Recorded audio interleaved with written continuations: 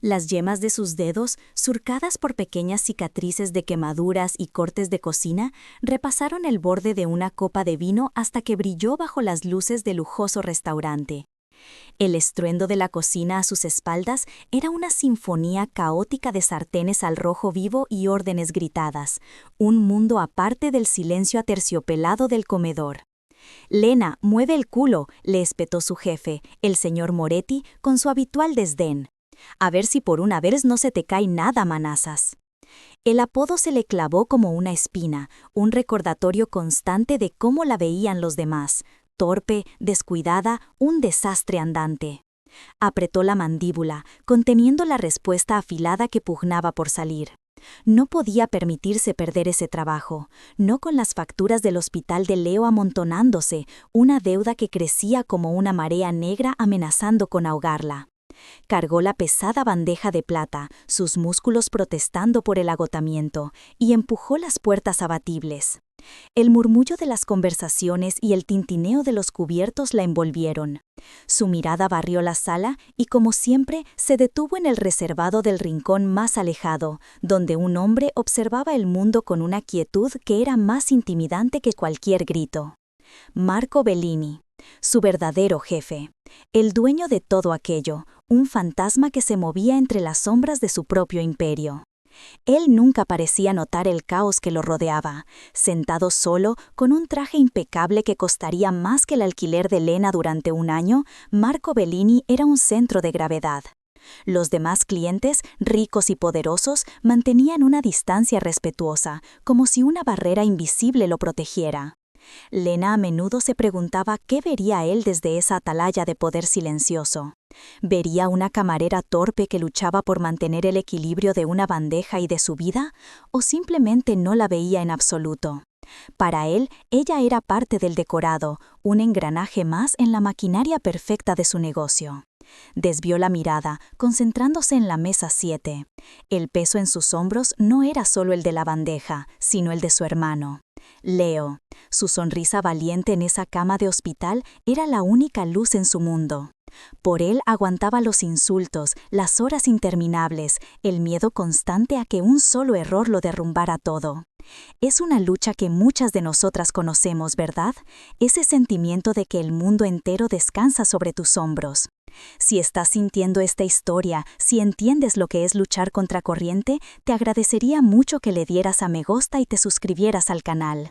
Tu apoyo nos ayuda a seguir contando historias como la mía, historias de mujeres que se niegan a rendirse. Mientras se acercaba a la mesa 7, un movimiento anómalo captó su atención. No fue algo que vio, sino algo que sintió, una perturbación en el flujo coreografiado del restaurante. Un hombre, que no era un camarero, se dirigía con demasiada determinación hacia el reservado de Marco Bellini. Su traje era barato, no encajaba, sus ojos, fijos y febriles, ignoraban todo lo demás. Lena sintió un escalofrío helado recorrerle la espalda. El tiempo pareció ralentizarse. Vio el brillo metálico bajo la chaqueta, un destello antinatural a la luz de las velas. Su mente gritó «peligro», pero sus pies ya se movían, impulsados por un instinto que no sabía que poseía. No pensó en las consecuencias, ni en su propia seguridad. Solo vio una amenaza a punto de estallar en su pequeño y frágil mundo, y su cuerpo reaccionó. La bandeja de plata, cargada con copas de cristal y una botella de Chianti, se inclinó en sus manos. El apodo de su jefe resonó en su cabeza. Manazas. Quizás, por una vez, su torpeza podría servir para algo. Justo cuando el hombre metía la mano bajo la chaqueta, Lena tropezó, lanzando la bandeja con todo su contenido directamente contra él en un arco descontrolado y aparentemente accidental. El estrépito fue ensordecedor, el cristal se hizo añicos contra el suelo de mármol, el vino tinto salpicó la pared como una explosión de sangre. El impacto desvió el brazo del hombre justo cuando el arma salía de su funda. Un disparo ahogado retumbó en el comedor, la bala se incrustó inofensivamente en el lujoso tapizado del reservado a centímetros de donde había estado la cabeza de Marco. El asesino, desequilibrado y cubierto de vino y cristales rotos, se tambaleó. En esa fracción de segundo, la quietud de Marco Bellini se rompió. Se movió con una velocidad depredadora casi inhumana y en un instante el hombre estaba en el suelo neutralizado. Dos figuras más, que Elena nunca había identificado como algo más que clientes, se materializaron a su lado, arrastrando al intruso fuera de la vista con una eficiencia brutal. El silencio que cayó sobre el restaurante fue más pesado que el caos anterior. Todos los ojos estaban fijos en ella. Lena permanecía de pie, temblando, con el delantal manchado de rojo, rodeada por los restos de su accidente. Y entonces levantó la mirada y se encontró con la mirada de Marco Bellini. Por primera vez, él la veía, no como a una parte del decorado, sino como el centro de todo. Y en sus ojos oscuros no había gratitud, solo una intensidad helada y calculadora que la aterrorizó hasta los huesos. La normalidad se restableció con una rapidez inquietante. Los hombres de Marco, vestidos con trajes que gritaban dinero y peligro, gestionaron la situación con susurros autoritarios. A los clientes se les ofreció una disculpa. La cena correría a cuenta de la casa, un pequeño problema con la seguridad. Nadie hizo preguntas. Poco después, un hombre mayor, de rostro severo y ojos astutos, se acercó a Lena en la cocina. Se presentó como Ricardo, la mano derecha del señor Bellini. Sin preámbulos, le tendió un fajo de billetes tan grueso que apenas podía cerrarse. «Por sus molestias y por su silencio», dijo con una voz que no admitía réplica. «El señor Bellini agradece su intervención». Lena miró el dinero, suficiente para pagar la próxima cirugía de Leo, y aún le sobraría. Era la solución a sus plegarias, una salida fácil. Pero, al levantar la vista hacia el rostro impasible de Ricardo y al pensar en la violencia que acababa de presenciar, sintió una oleada de náuseas. Aquello era dinero manchado, una transacción para comprar su olvido. «No lo quiero», susurró, su propia voz sorprendiéndola por su firmeza. «Solo quiero irme a casa». Ricardo enarcó una ceja, claramente desconcertado por su rechazo. Se encogió de hombros, guardó el dinero y simplemente dijo, «Como desee». Pero la forma en que la miró mientras se marchaba le dejó claro que acababa de cometer un error mucho más grave que derramar una bandeja. Cuando finalmente salió del restaurante, el aire nocturno de la ciudad nunca le había parecido tan frío ni tan amenazante. Cada sombra parecía esconder a alguien, cada sonido de un coche la hacía sobresaltarse. Se aferró a la correa de su bolso como si fuera un ancla y corrió hacia la seguridad de su pequeño apartamento, el único santuario que le quedaba en el mundo. Subió las escaleras de 3 en 3, con el corazón martillándole en el pecho, anhelando la puerta cerrada, la luz cálida de su lámpara y el silencio familiar. Pero el santuario había sido profanado. La puerta de su piso estaba abierta, la madera de la cerradura astillada y rota. Un pánico helado la atenazó. Entró con cautela, conteniendo la respiración. El interior era una escena de destrucción calculada. No era un robo, sus pocas posesiones de valor seguían allí. En cambio, sus muebles estaban rajados, los cojines destripados, los libros arrancados de las estanterías, sus fotos familiares rotas en el suelo. Era una violación, un mensaje enviado con una crueldad metódica. Y entonces lo vio. Clavada en la pared con un cuchillo de cocina, justo encima de su cama deshecha, había una fotografía. Era una foto reciente de Leo, durmiendo plácidamente en su cama del hospital, ajeno a todo. El mensaje era inequívoco. Sabemos quién eres, sabemos a quién quieres y podemos llegar a él cuando querramos. El aire se le escapó de los pulmones en un sollozo ahogado. Se derrumbó en el suelo, entre los escombros de su vida, el terror puro y absoluto paralizándola. Su acto de valentía, ese impulso estúpido e instintivo, no solo la había puesto en peligro a ella, sino que había arrastrado a su hermano inocente al fango. Los enemigos de Marco Bellini ahora la conocían y la usarían para llegar a él. Era un cabo suelto, una debilidad que ellos explotarían sin piedad. Las lágrimas le quemaban los ojos mientras el peso de su imprudencia la aplastaba. Sola y aterrorizada, no tenía a dónde ir, a quién recurrir. La policía sería inútil, incluso peligrosa. Estaba atrapada. Fue entonces cuando oyó el suave ronroneo de un motor en la calle de abajo. Se asomó con cuidado por la ventana rota y vio un sedán negro, tan oscuro como la noche, aparcado junto a la acera. La ventanilla trasera bajó lentamente, revelando la silueta de un hombre. La puerta se abrió con un suave clic, una invitación silenciosa. De repente, su teléfono vibró en su bolsillo. Un número desconocido. Con manos temblorosas, contestó. La voz al otro lado era profunda, tranquila y absolutamente autoritaria. Era Marco Bellini. «Vieron lo que hiciste, Elena», dijo, sin rastro de emoción. «Ahora eres un objetivo. Tú y tu hermano no sobreviviráis a la noche solos. Baja y sube al coche». No era una pregunta, era una orden que representaba la única y aterradora oportunidad de salvación que le quedaba. El viaje en el sedán negro fue un borrón de luces urbanas y silencio denso. Lena se sentó lo más lejos posible de Marco, en el rincón opuesto del asiento de cuero, sintiendo el frío de la ventanilla contra su sien. El shock inicial se estaba disipando, dando paso a una aterradora lucidez. No había sido salvada, había sido reclamada. Cada giro del coche la alejaba más de su vida, de su pequeño y destrozado apartamento, de la mujer que era hace apenas unas horas. Marco no dijo una palabra. Su quietud era una fuerza en sí misma, llenando el espacio, una presencia tan pesada que casi le dificultaba respirar. Finalmente, el coche se deslizó hacia un garaje subterráneo y subieron en un ascensor privada que se abrió directamente a un ático que parecía flotar sobre la ciudad. Las paredes eran de cristal, las vistas infinitas. Era un palacio estéril y hermoso, y se sintió como la jaula más exquisita del mundo. Marco se detuvo frente a ella, su sombra recortada contra el resplandor de la ciudad. Dante Rizzo, el hombre que ordenó el ataque, ahora te ve como una palanca contra mí, dijo, con una frialdad clínica. Te cazará, para herirme. Tu vida, tal y como la conocías, ha terminado. La única forma de que tú y tu hermano sobrevivan es quedándote aquí, bajo mis reglas. A la mañana siguiente, las consecuencias de su nueva realidad la golpearon con la fuerza de un tren de mercancías.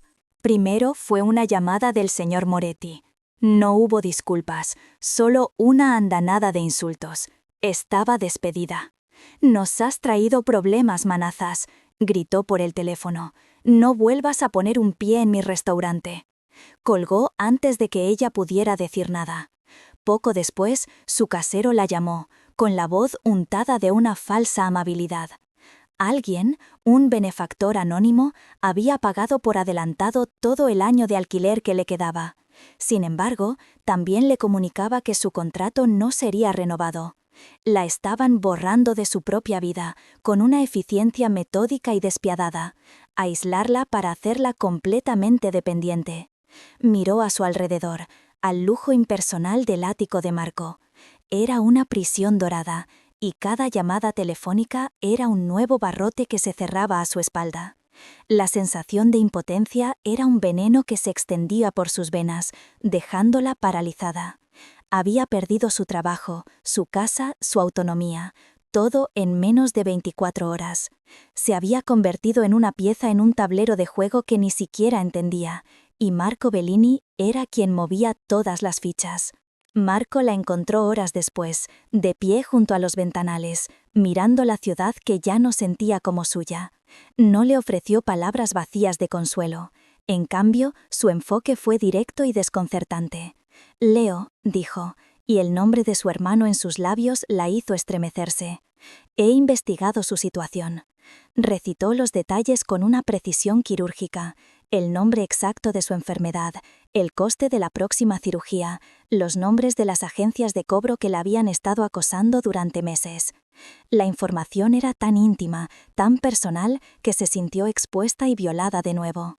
Pero entonces, al hablar de las tácticas agresivas de los cobradores, vio algo inesperado en sus ojos oscuros. No era lástima, era una furia helada y contenida, una indignación silenciosa, dirigida no hacia ella, sino hacia aquellos que se aprovechaban de la desesperación de los vulnerables. Fue un destello fugaz, pero en ese instante vislumbró por primera vez el rígido código moral que se escondía bajo la superficie del capo despiadado. Vio a un hombre que despreciaba a los matones que se ensañaban con los indefensos, y por un momento el miedo dio paso a una confusa curiosidad. Fue entonces cuando le presentó su oferta, aunque la palabra oferta implicaba una elección que ella sabía que no tenía. Se sentó frente a ella, su postura era la de un rey en su trono, y le expuso los términos con una claridad brutal. «Pagaré cada céntimo de los gastos médicos de tu hermano». comenzó, su voz profunda y sin inflexiones. Será trasladado a la mejor clínica privada del país, atendido por los mejores especialistas. Nunca más tendrás que preocuparte por una factura. Tu deuda quedará saldada. Hizo una pausa, dejando que el peso de esas palabras se asentara. A cambio, te quedarás aquí. No saldrás sin mi permiso, no hablarás con nadie sin mi conocimiento, vivirás bajo mi techo y bajo mi protección hasta que la amenaza de Dante Rizzo sea completamente eliminada. Era un salvavidas y un grillete, todo en uno. Su orgullo, lo único que le quedaba, se rebeló. No soy una de tus propiedades, espetó, su voz temblando de rabia y humillación. Marco la miró, su rostro una máscara impasible. No, respondió con una calma letal. Eres la única garantía de que tu hermano cumpla 17 años. La resistencia bullía en su interior, una oleada de desafío contra la corriente que la arrastraba. No puedes hacer esto, le dijo, poniéndose en pie, sintiendo la necesidad de crear distancia física. No puedes comprarme, no puedes usar a mi hermano para encerrarme. El miedo se mezclaba con la ira, el terror a perderse en ese mundo de sombras y violencia controlada.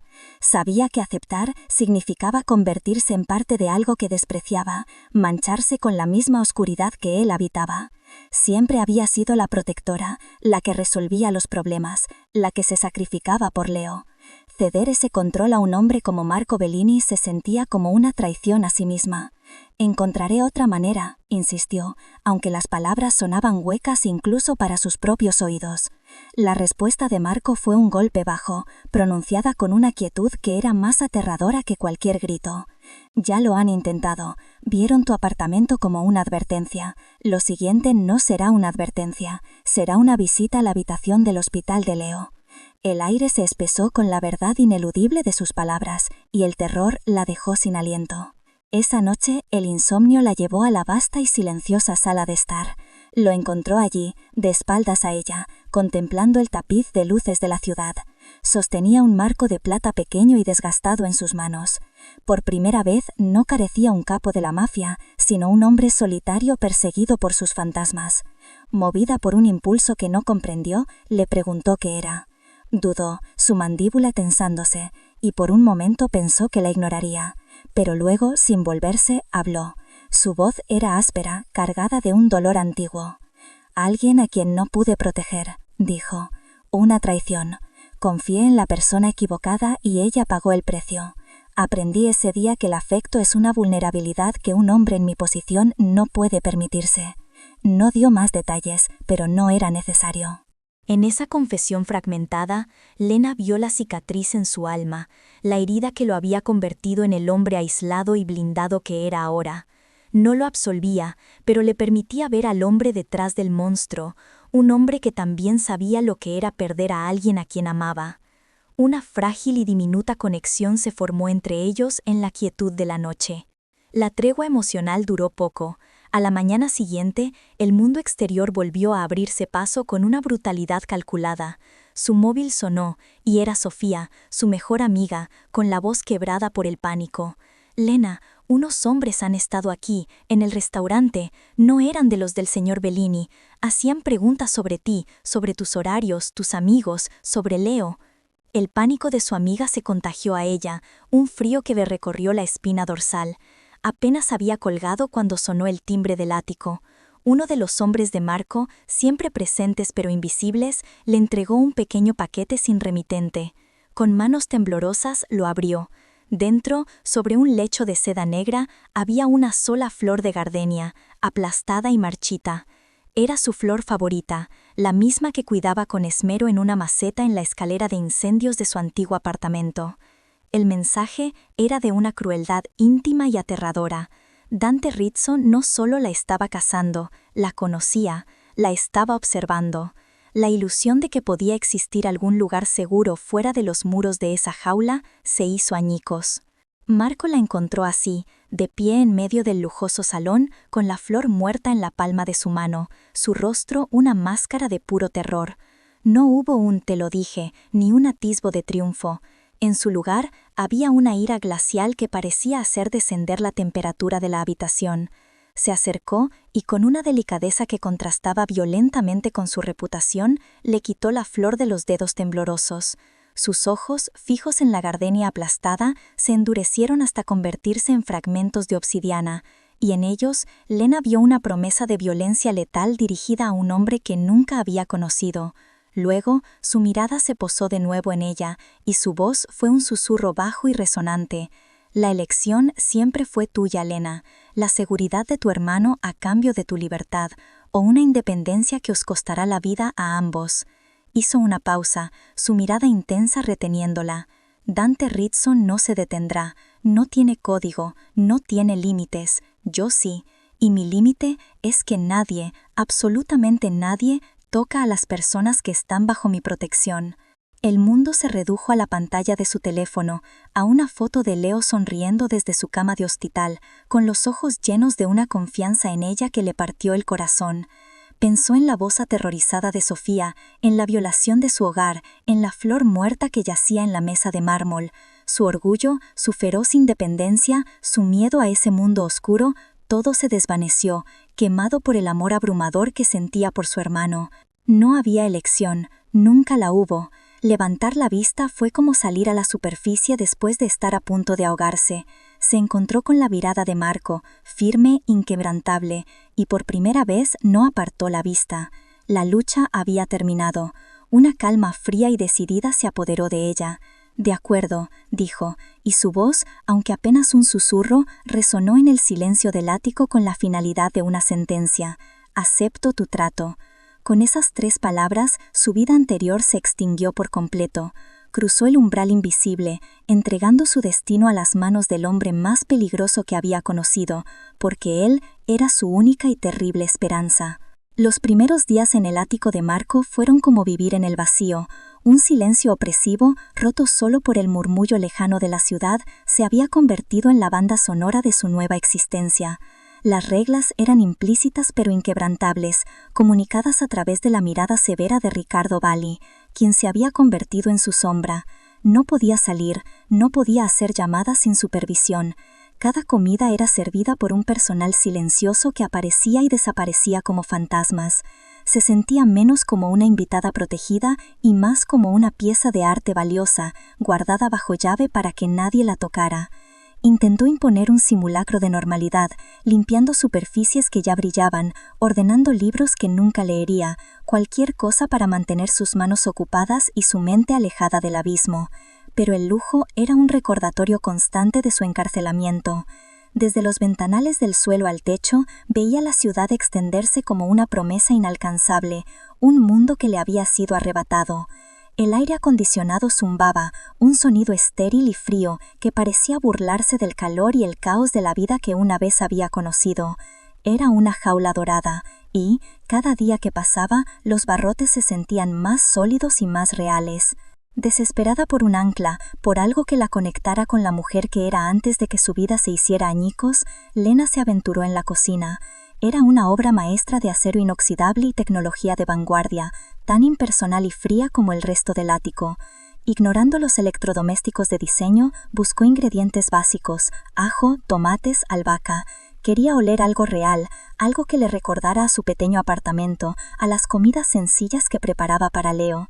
El aroma del sofrito empezó a llenar el aire, un acto de rebelión doméstica en aquel santuario de control. Fue entonces cuando Marco apareció en el umbral, su traje impecable una disonancia en el cálido desorden que ella había creado. Su mandíbula se tensó. «¿Qué estás haciendo?», preguntó, su voz con un filo de irritación. «Esto no es una cocina de restaurante». Lena se giró, con la cuchara de madera en la mano como un arma improvisada. «Necesito sentir que todavía existo», espetó. «No soy un objeto que puedas guardar en un estante. Soy una persona, y las personas cocinan, hacen ruido y ensucian. Si eso altera tu perfecto y silencioso mundo, lo siento, pero no voy a disculparme por respirar». La tensión crepitó entre ellos, una colisión de 2 mundos en el corazón de su fortaleza. Más tarde esa noche, el agotamiento finalmente la venció. Se quedó dormida en uno de los enormes sofás de cuero blanco, con un libro sobre la enfermedad de Leo abierto sobre su pecho. Las luces de la ciudad dibujaban patrones cambiantes en la habitación silenciosa, iluminando las líneas de preocupación que ni el sueño podía borrar de su rostro. Marco la encontró así al volver de una reunión que se había alargado hasta la madrugada. Se detuvo a una distancia prudencial, observándola. En la quietud de la noche, despojada de su desafío y su miedo consciente, parecía increíblemente frágil.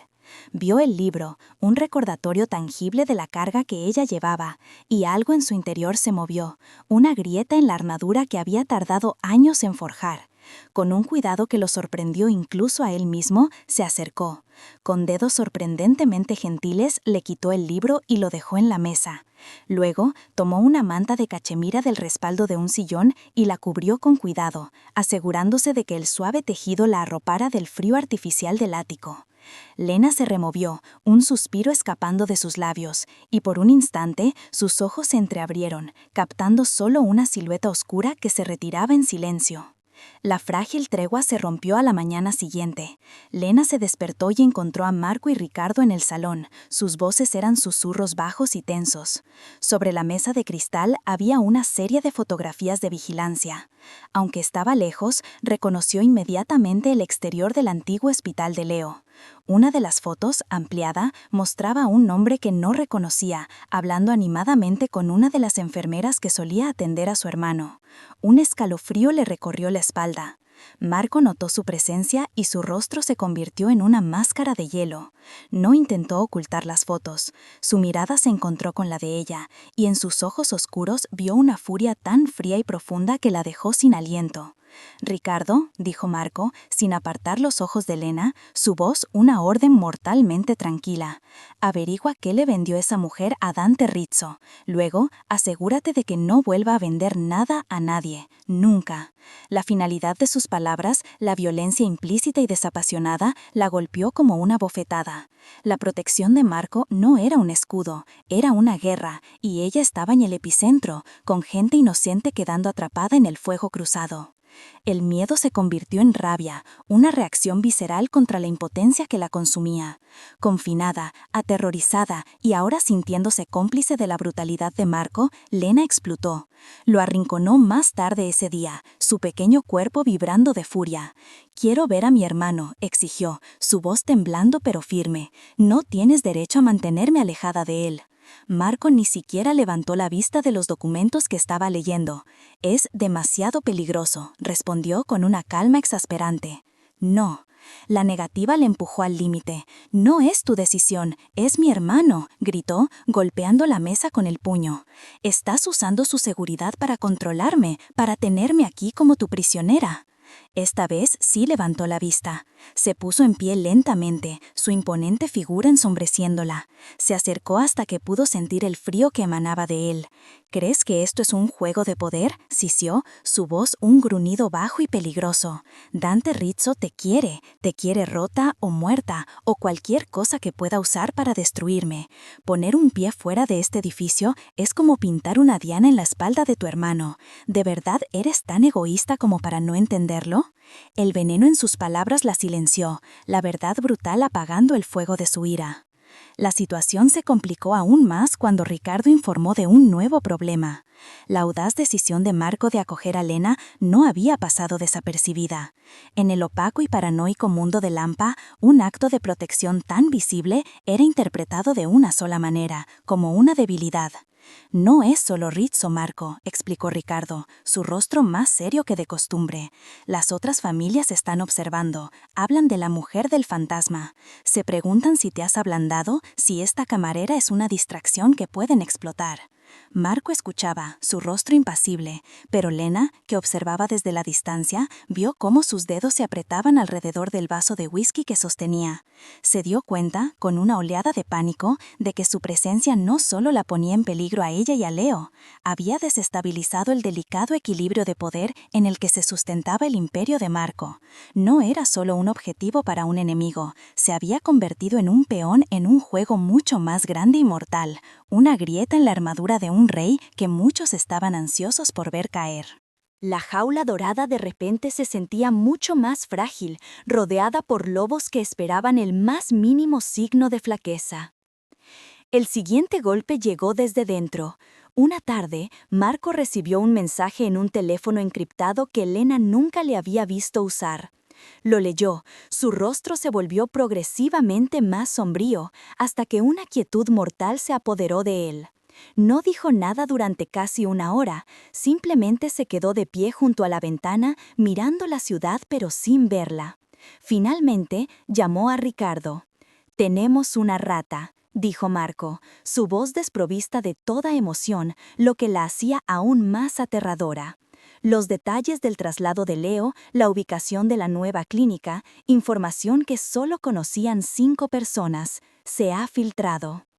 El aire en el ático se volvió denso, cargado de sospecha. Lena observó cómo la mirada de Marco se deslizaba sobre los rostros de sus hombres más leales en los días siguientes, una evaluación fría y constante en busca del más mínimo indicio de traición. La amenaza ya no estaba solo en las calles, acechando en las sombras.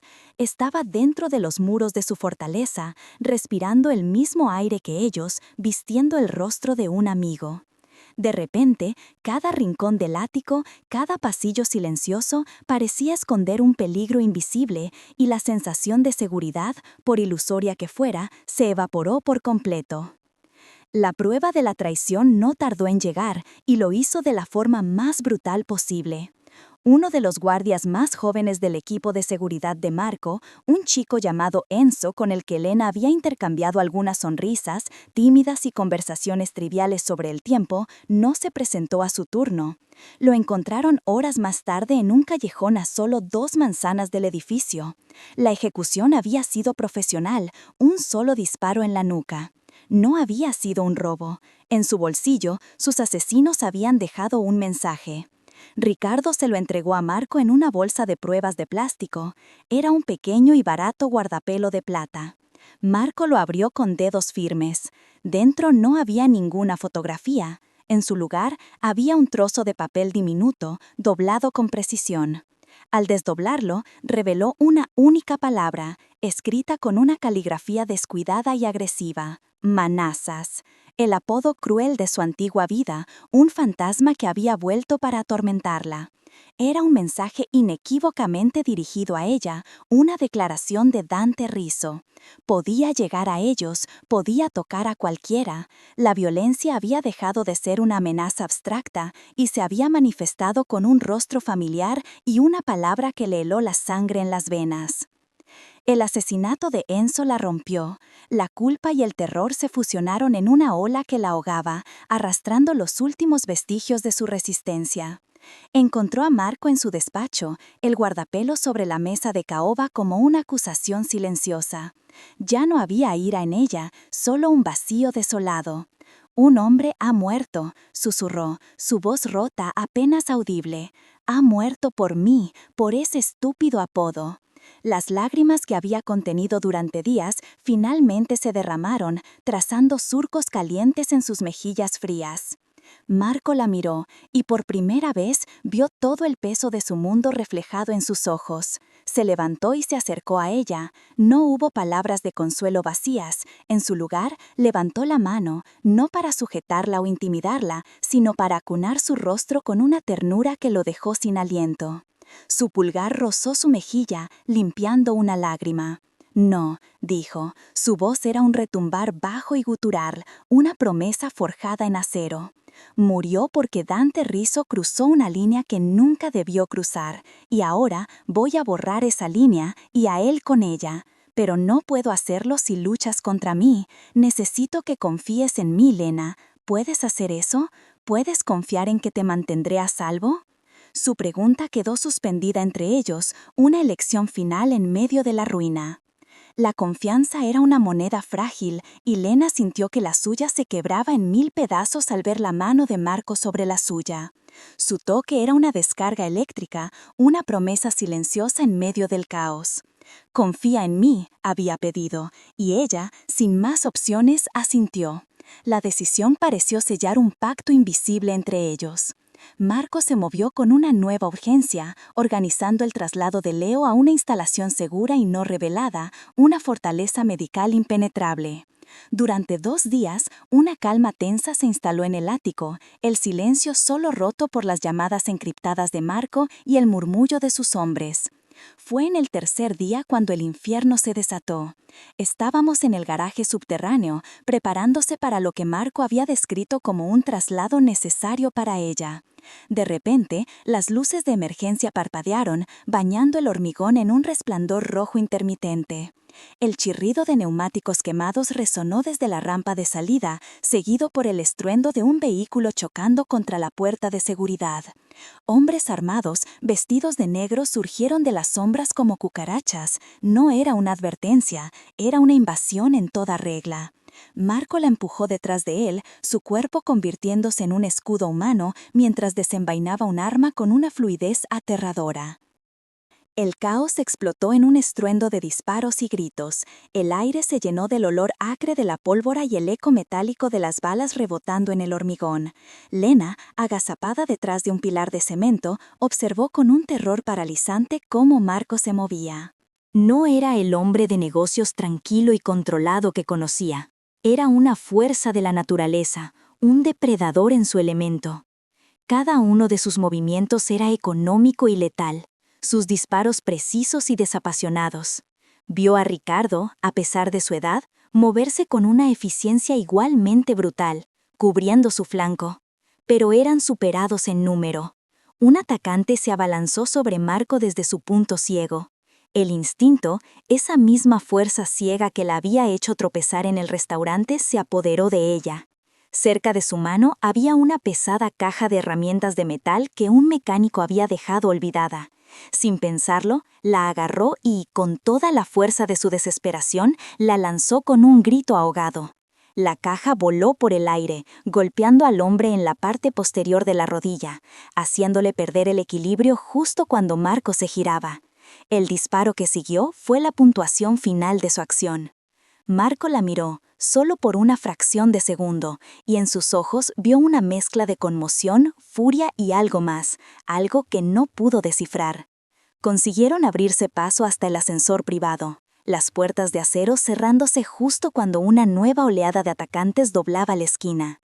El viaje hacia arriba fue un silencio ensordecedor, solo roto por sus respiraciones agitadas y el suave zumbido del ascensor. Al llegar al ático, la adrenalina comenzó a desvanecerse, dejando al descubierto la cruda realidad. Ricardo cojeaba visiblemente, con una mancha oscura extendiéndose por la pernera de su pantalón. Pero fue Marco quien la preocupó. Se apoyó pesadamente contra la pared, su rostro pálido bajo la luz artificial. «Estás herido», susurró Lena, viendo la sangre que emanaba de su brazo izquierdo, justo por encima del codo, donde una bala le había rozado. Él hizo un gesto de desdén, como si fuera una molestia menor. No es nada, pero la forma en que su mandíbula estaba apretada delataba el dolor. Ignorando su protesta, Lena corrió al baño, regresando con un botiquín de primeros auxilios. Le arrancó la manga de la camisa de diseño sin contemplaciones, exponiendo un corte profundo y sangrante. Sus dedos, acostumbrados a la delicadeza de la cocina, ahora trabajaban con una urgencia febril, limpiando la herida de un hombre cuyo mundo estaba hecho de violencia. Mientras sus dedos aplicaban antiséptico en la herida, Marco se estremeció, un movimiento casi imperceptible. No fue por el escozor del alcohol, sino por el contacto. Era la primera vez que se permitían una proximidad tan vulnerable. El silencio se alargó, cargado de todo lo que no se decía. Lena, concentrada en su tarea, sintió la intensidad de su mirada sobre ella. «¿Por qué haces esto?», preguntó él finalmente, su voz un susurro ronco. «¿Por qué arriesgarte allá abajo?». Lena no levantó la vista, sus manos seguían firmes mientras comenzaba a vendar el brazo. «Porque dijiste que me mantendrías a salvo», respondió ella en voz baja. «Supongo que sentí que era justo devolver el favor». Levantó la vista y sus miradas se encontraron. Fue entonces cuando la máscara de Marco se resquebrajó por completo. «La última persona que intenté proteger», comenzó, su voz cargada de un dolor antiguo. «Murió porque mi enemigo sabía que me importaba. La usaron para llegar a mí, y yo no fui lo suficientemente rápido, no lo suficientemente inteligente. Me juré que nunca volvería a cometer ese error, que nunca volvería a permitir que nadie se acercara tanto. La confesión flotó entre ellos, la verdad desnuda del fantasma que lo atormentaba. Las palabras de Marco resonaron en la parte más profunda del alma de Lena, donde guardaba sus propios miedos. Vio su dolor, un reflejo oscuro del terror que sentía cada vez que pensaba en Leo. Terminó de asegurar el vendaje, sus dedos deteniéndose un momento sobre su piel. Mis padres murieron en un accidente de coche cuando yo tenía 18 años, y Leo solo 8, confesó, su voz apenas audible. Una noche era una adolescente preocupada por los exámenes, y a la mañana siguiente era la única responsable de un niño aterrorizado que acababa de perderlo todo. Cada día desde entonces me he despertado con el mismo miedo en la boca del estómago, el miedo a fallarle, el miedo a que le pase algo y sea culpa mía, a que mi torpeza, mi falta de dinero, mi incapacidad para arreglar el mundo acabe costándole la vida. Levantó la cabeza, sus ojos llenos de una empatía que trasciende sus mundos opuestos. Así que entiendo lo que es tener a alguien cuya seguridad significa más que tu propia vida, y entiendo el terror de pensar que podría ser la razón por la que están en peligro. En ese momento dejaron de ser el capo y la camarera, eran solo dos protectores, unidos por la misma y sagrada herida. La confesión de Lena disolvió las últimas barreras entre ellos. El aire en el ático, antes cargado de tensión y miedo, ahora vibraba con una corriente diferente, una intimidad cruda y poderosa forjada en la violencia y la vulnerabilidad compartida. Marco levantó su mano sana y, con una vacilación que contradecía su naturaleza decidida, la posó en la mejilla de Lena. Su pulgar trazó suavemente el contorno de su mandíbula. Su toque era a la vez una pregunta y una declaración. Lena no se apartó. Se inclinó hacia su mano, cerrando los ojos por un instante, encontrando un extraño consuelo en el calor de su piel. Él se acercó más, el espacio entre ellos se redujo a nada. Podía oler el sutil aroma de su colonia mezclado con el olor metálico de la sangre y la pólvora, una combinación embriagadora y peligrosa. Sus labios estaban a centímetros de los de ella. El mundo exterior, con sus balas y traiciones, se desvaneció. Solo existían ellos dos en esa burbuja de tiempo suspendido. Pero justo cuando él iba a cerrar la distancia, la puerta del despacho se abrió de golpe. Ricardo entró, su rostro era una máscara de urgencia sombría. «Marco, tenemos que hablar, es sobre el topo, lo hemos encontrado». El momento se hizo añicos, devolviéndolos a la gélida realidad. La revelación de que el topo era uno de sus hombres más antiguos, un hombre llamado Silvio que había trabajado para su padre, golpeó a Marco con la fuerza de un martillo. La traición era profunda y personal.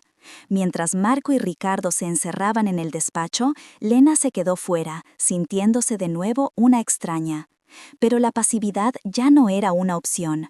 El ataque en el garaje le había enseñado que esconderse no la salvaría.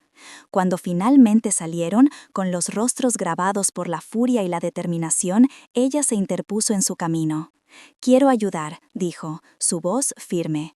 Ricardo la miró con escepticismo, pero Marco la estudió con una nueva intensidad.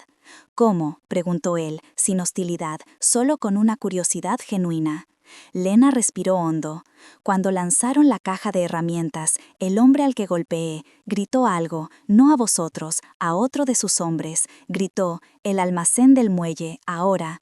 No creo que se dieran cuenta de que lo oí en medio del caos. Los dos hombres se quedaron helados. Era una pista, un error cometido en el fragor de la batalla, que sus hombres, entrenados para ignorar los gritos, habían pasado por alto. Un detalle que solo una observadora externa, una Manas aterrorizada, había captado. El detalle de Lena cambió la dinámica por completo. Le dio a Marco una ventaja, una posible ubicación desde la que Dante Rizzo estaba operando. Por primera vez, Ricardo la miró, no como a una carga, sino como a un activo inesperado. Marco la miró con una mezcla de gratitud y una admiración que la hizo sonrojar. En ese momento, supo que su relación había cambiado irrevocablemente. Ya no era solo la mujer que él protegía, era una pieza clave en su supervivencia. Pero la sensación de triunfo fue efímera. Pocas horas después, uno de los contactos de Ricardo en la policía corrupta les hizo llegar un paquete. Dentro había un teléfono desechable.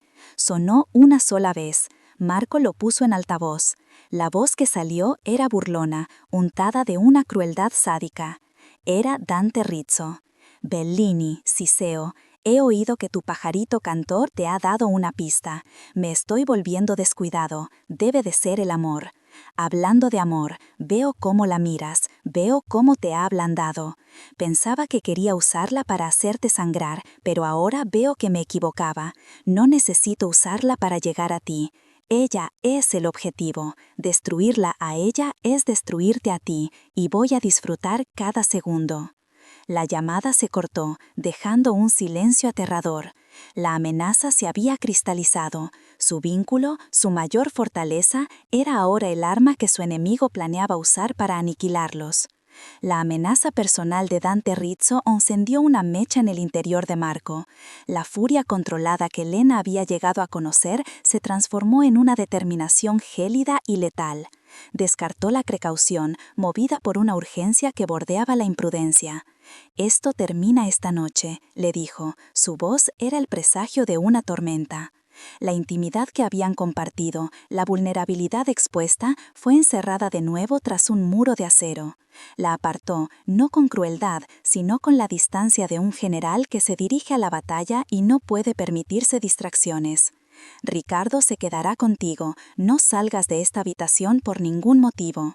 Se marchó con sus hombres más leales, dejándola en el silencio del ático, un silencio que ahora se sentía más como un abandono que como un santuario. Lena observó cómo las luces del ascensor desaparecían, sintiendo un vacío helado en el estómago. Sabía que él iba a hacer algo terrible en su nombre, por protegerla, y la culpa se enroscó en su corazón como una serpiente venenosa.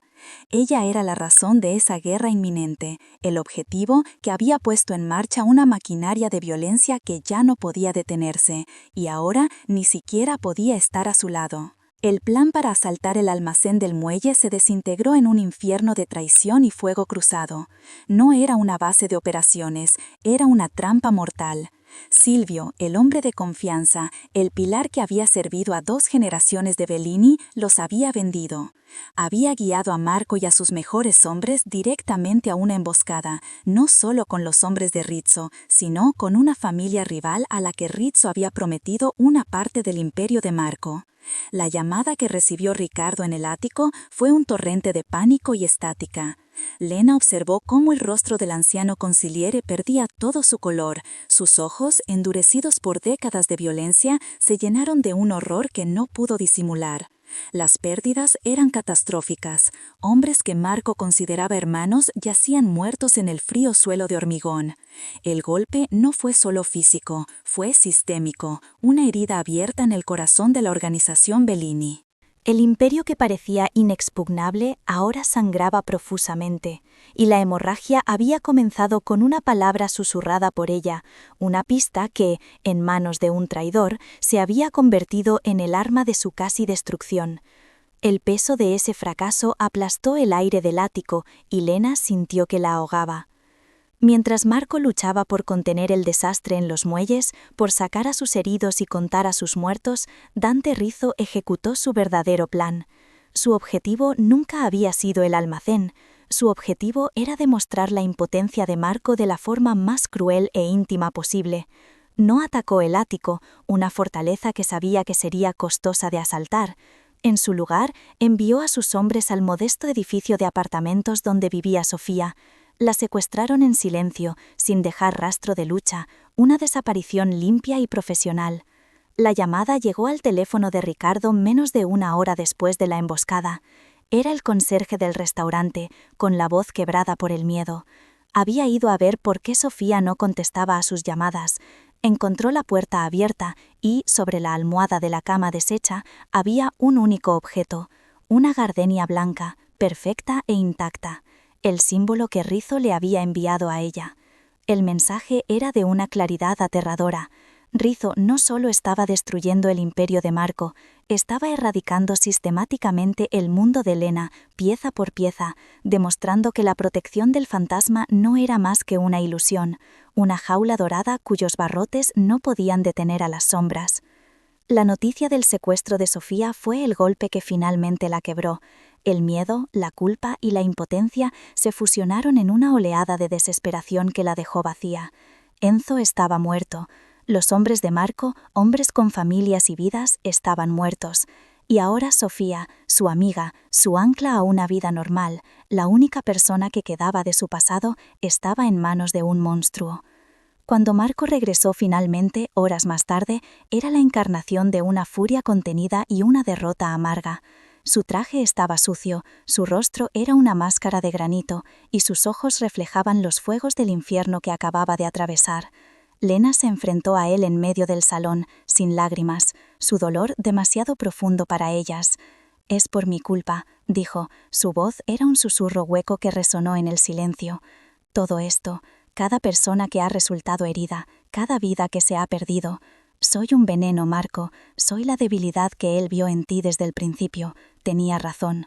Él intentó acercarse, negar sus palabras con un gesto, pero ella retrocedió. «No lo digas, no digas que no es verdad. Míranos, lo hemos perdido todo porque me dejaste entrar». La verdad de sus palabras colgaba entre ellos, un abismo imposible de cruzar. Roto por la traición, la pérdida de sus hombres y el secuestro de Sofía, Marco cometió el error que sellaría su destino. El trauma de su pasado, el fantasma de la mujer a la que no pudo proteger, resurgió con una fuerza devastadora. Se cerró por completo, el capo despiadado consumiendo al hombre que había empezado a abrirse. Miró a Lena, y en sus ojos ya no había ternura, solo la fría y dura valoración de un estratega acorralado. «Te quedarás aquí», ordenó, su voz desprovista de toda emoción, un filo de acero pulido. «No te moverás de esta habitación, no hablarás con nadie, eres un pasivo que debo gestionar hasta que esto termine». La palabra pasivo la golpeó con la fuerza de una bofetada. La había reducido a un problema, a un objeto que debía ser contenido. Ya no era la mujer por la que arriesgaba su imperio, sino la grieta en el casco de su barco que amenazaba con hundirnos a todos. La conexión que habían forjado, esa frágil confianza construida en medio de la violencia, se hizo añicos. Él la estaba encerrando de nuevo, pero esta vez no era para protegerla a ella, sino para protegerse a sí mismo de la debilidad que ella representaba. El abismo entre ellos se convirtió en un cañón insalvable. Esa noche, mientras un silencio sepulcral se apoderaba del ático, Lena tomó la única decisión que le quedaba. No podía ser la causa de más muertes, no podía permitir que la vida de Sofía se extinguiera por su culpa. Proteger a Marco de sí mismo se había convertido en su única prioridad. Él estaba encerrado en su despacho, su voz un murmullo constante y furioso al otro lado de la puerta, mientras intentaba reorganizar sus fuerzas destrozadas y encontrar una pista sobre el paradero de Sofía. La seguridad del edificio estaba en caos, los hombres leales que quedaban estaban desmoralizados y distraídos. Fue sorprendentemente fácil. Encontró una salida de servicio que no estaba vigilada, una supervisión impensable apenas 24 horas. No se llevó nada, ni dinero ni identificación, solo la ropa que llevaba puesta. Sobre la cama que nunca había sentido como suya, en el centro de la colcha de seda, dejó una pequeña nota doblada. No había una despedida, ni una explicación, solo 2 palabras escritas con una letra temblorosa pero decidida. Ya no. Era la anulación de su pacto, la liberación de su promesa, el único acto de protección que le quedaba por ofrecerle. Se desvaneció en la fría indiferencia de la noche de la ciudad, un fantasma que volvía a la nada.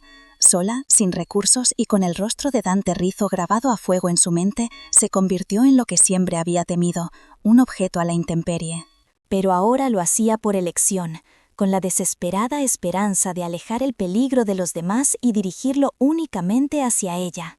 Se convertiría en el cebo, una distracción para darle a Marco el tiempo que necesitaba para salvar a Sofía. Mientras tanto, en el ático, Marco salió de su despacho al amanecer, con los ojos enrojecidos por el agotamiento y la rabia. El silencio de la habitación le pareció antinatural. La encontró. La nota, las 2 palabras lo golpearon con más fuerza que cualquier bala. No era una huida, era un sacrificio. la mujer por la que había roto todas sus reglas, la única persona que había atravesado sus defensas, había elegido una muerte casi segura antes que su protección fallida.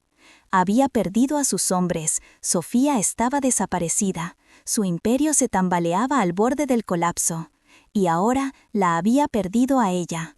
De pie, solo en su jaula de cristal, rodeado por los ecos de su fracaso, Marco Bellini comprendió el verdadero significado de que todo estuviera perdido. La nota de 2 palabras sobre la cama fue más devastadora que cualquier traición o bala. Ya no. Marco Bellini no sintió dolor en el sentido tradicional. Lo que sintió fue el colapso de un universo interno, un vacío helado que aspiró todo el calor de su rabia y lo reemplazó con una claridad letal. La mujer que había derribado sus muros no había huido por miedo, sino por un sacrificio equivocado y absoluto, creyendo que su eliminación del tablero era la única jugada ganadora. Ese error de cálculo, esa noble estupidez, fue el insulto final de Dante Rizzo. En ese instante, Marco dejó de ser un rey defendiendo su imperio, se convirtió en un cazador con un único objetivo. Llamó a Ricardo, su voz desprovista de toda inflexión. Olvida la contención de daños, olvida a las otras familias. Cada recurso, cada hombre que nos queda tiene una sola tarea, encontrar a Rizzo. Usad a Silvio, québrale, pero no lo matéis. Necesito que cante la ópera completa de su traición. Quiero saber cada lugar donde Rizzo respira, come y duerme. Y encontradla a ella, encontrad a Lena antes de que él lo haga. El ático, antes una jaula dorada, se convirtió en el gélido centro de mando de una guerra personal, su silencio ahora impregnado por la dolorosa ausencia de un aroma a ajo y albahaca.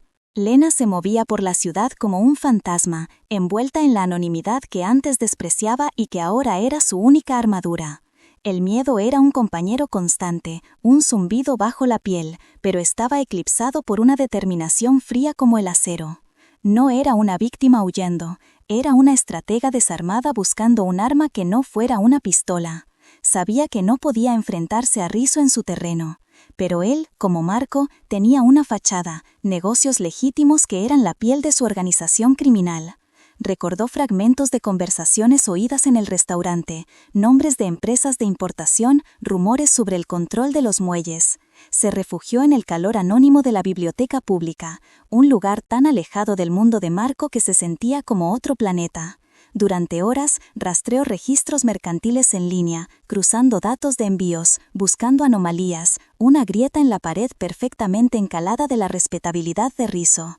No buscaba un mafioso, buscaba un empresario fraudulento, buscaba el tipo de prueba que no se resolvía con una bala en un callejón, sino con un titular de periódico y una investigación federal, el único lenguaje que hombres como él realmente temían.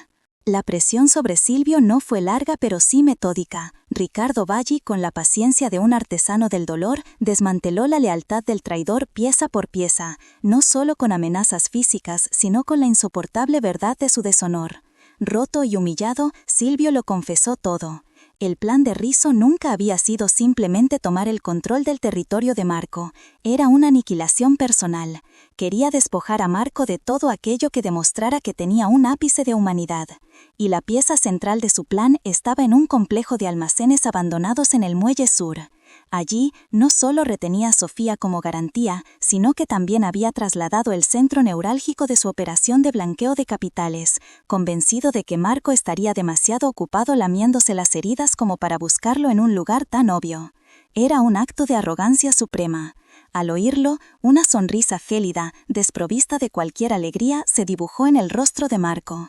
Rizzo había cometido el error clásico de los déspotas, había puesto todos sus trofeos en la misma estantería, creyéndola inalcanzable.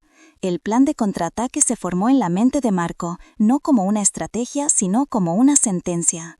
En el silencio polvoroso de la biblioteca, Lena encontró lo que buscaba. Una empresa fantasma, propiedad indirecta de Rizzo, figuraba como dueña de un almacén en el Muelle Sur, declarado en desuso desde hacía 5 años.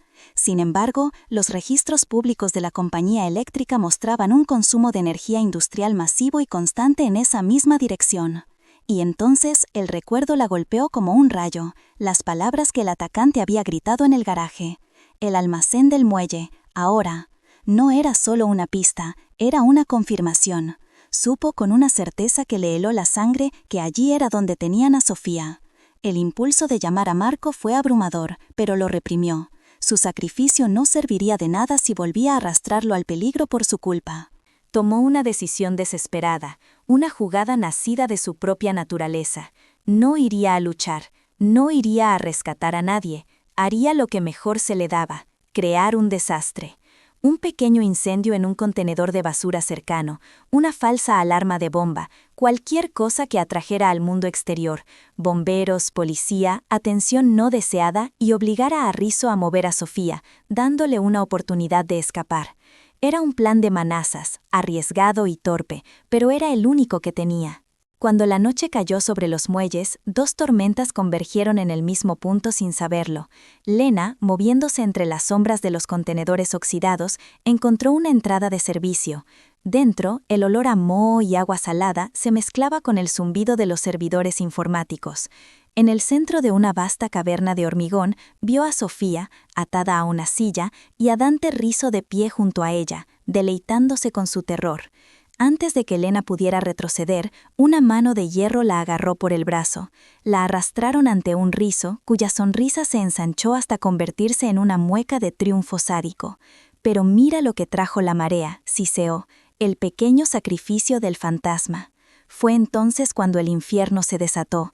Las puertas principales del almacén estallaron hacia adentro, y los hombres de Marco irrumpieron, moviéndose con una precisión silenciosa y letal. Marco apareció entre ellos, su rostro una máscara de furia impasible, hasta que vio a Lena, con el cañón de la pistola de Rizzo presionado contra su sien. Todo se detuvo. «La elección es tuya, Bellini», gritó Rizzo, su voz resonando en el caos.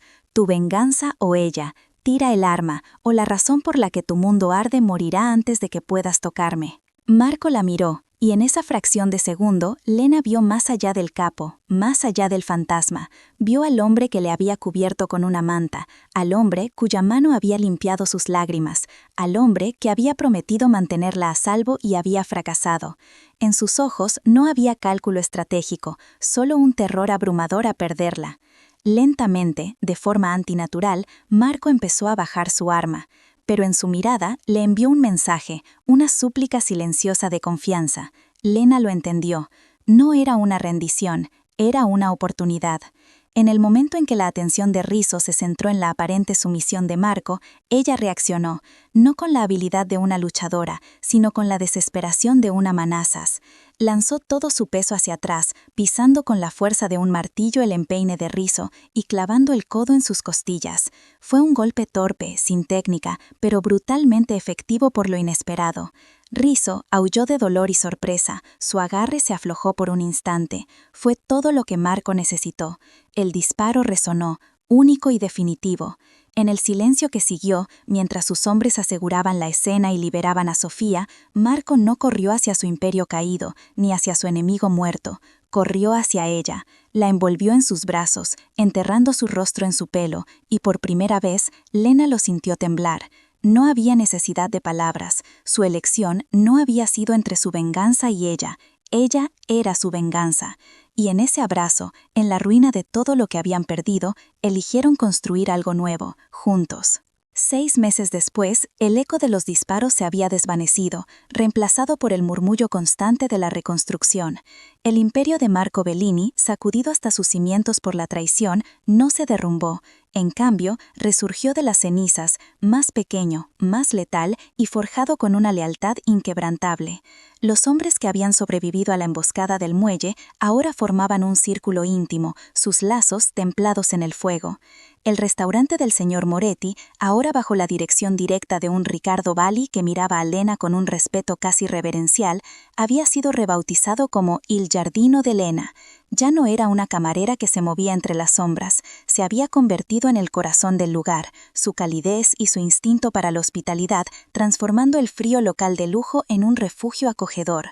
A veces, Marco la observaba desde su antiguo reservado, ahora compartido, y una sonrisa imperceptible se dibujaba en sus labios cuando la oía reír con los clientes. El apodo Manazas se había convertido en una broma privada entre ellos, un susurro cariñoso en la oscuridad que le recordaba que su supuesta torpeza había sido el catalizador que había salvado sus mundos y los había unido para siempre. Abandonaron el ático de cristal, esa fortaleza estéril que flotaba sobre la ciudad como un monumento a la soledad de Marco.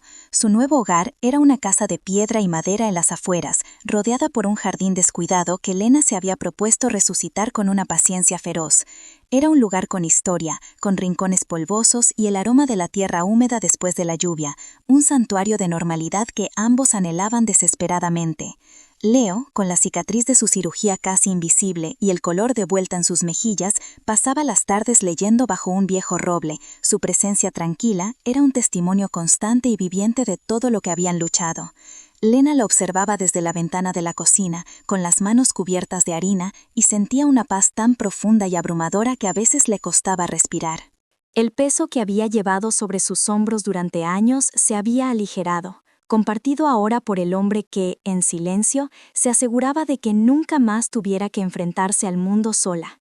La deuda que una vez la había amenazado con ahogarla había sido reemplazada por la promesa de un futuro donde las facturas eran solo papel y el verdadero valor se medía en mañanas soleadas y risas compartidas. Una tarde, mientras Lena arrancaba malas hierbas con determinación, Marco se sentó a su lado en la tierra, su traje de negocios una extraña contradicción con el entorno. La observó en silencio durante un largo rato, sus ojos oscuros, ahora desprovistos de la gélida vigilancia de antaño, reflejando la calidez del atardecer. «Nunca supe lo que era un hogar», dijo finalmente. Su voz era un murmullo bajo que el viento casi se llevó. Solo conocía fortalezas, lugares desde los que defender un territorio. Tú me enseñaste que un hogar no se defiende, se construye. Tomó su mano, sus dedos entrelazándose con los de ella, ignorando la tierra que los manchaba a ambos. Dante Rizzo creía que eras mi debilidad, continuó, su pulgar acariciando las pequeñas cicatrices de ella. Se equivocaba. Eras la única parte de mi imperio que no estaba dispuesto a perder, y eso no me hizo débil, me dio una razón para ser invencible. Lena apoyó la cabeza en su hombro, inhalando el aroma familiar de su colonia y la tierra recién removida. El poder de Marco ya no era una fuerza aterradora que la rodeaba, sino un ancla que la mantenía firme, un poder que ahora usaba para cultivar gardenias en un rincón del jardín solo para ella. El sol se hundía en el horizonte, tiñendo el cielo de tonos anaranjados y púrpuras, proyectando largas sombras sobre el césped. Leo se había unido a ellos, discutiendo animadamente sobre un libro con Marco, quien escuchaba con una atención que nunca dedicaba a sus capos. Lena, de pie entre ellos, sentía las piezas de su vida rota finalmente encajar, no en la forma que había conocido, sino en un mosaico nuevo y mucho más fuerte. La camarera invisible y el capo solitario habían encontrado un terreno común en la ruina, construyendo una familia no de sangre, sino de elección, sacrificio y una lealtad forjada en el fuego. Marco la rodeó con un brazo, atrayéndola hacia su costado, y su beso en la sien fue una promesa silenciosa de innumerables atardeceres como ese. La justicia no siempre llega en un tribunal, a veces llega en forma de un jardín en paz, la risa de un hermano sano y el abrazo seguro del hombre que arriesgó su mundo para proteger el tuyo. Historias como la nuestra demuestran que todos merecemos una segunda oportunidad, y es gracias a vuestro apoyo que podemos seguir compartiéndolas. Gracias por acompañarnos en este viaje.